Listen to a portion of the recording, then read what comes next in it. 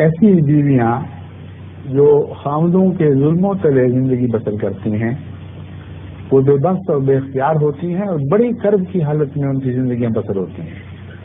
خاوند بدخلق ہو، چھوٹی چھوٹی باتوں کا خیال رکھنا تو درکنار، بد زبانی سے کام لے، تنگیاں دے، تانے دے اور اس بے غریب کے ماں باپ کو بھی تکلیف دے، آزار دے، پورا آزار باتیں کر کے اس کے دل کو چھلنی کر دے. ایسا خاوند اپنی بیوی کے لیے مسلسل عذاب کا موجب بنا رہتا ہے اور اگر اس کے رحم و کرم پر آ جائے اور اسے ظلم کا نشانہ بنایا جائے، یہ بہت بڑا گناہ ہے، کوئی معمولی گناہ نہیں ہے. ایسا شخص اگر باز نہیں آئے گا تو اسے عذاب علیم کی خوشخبری دیتا ہوں اور میں یقین رکھتا ہوں کہ مرنے کے بعد اس کی زندگی دردناک عذاب میں مبتلا ہوگی.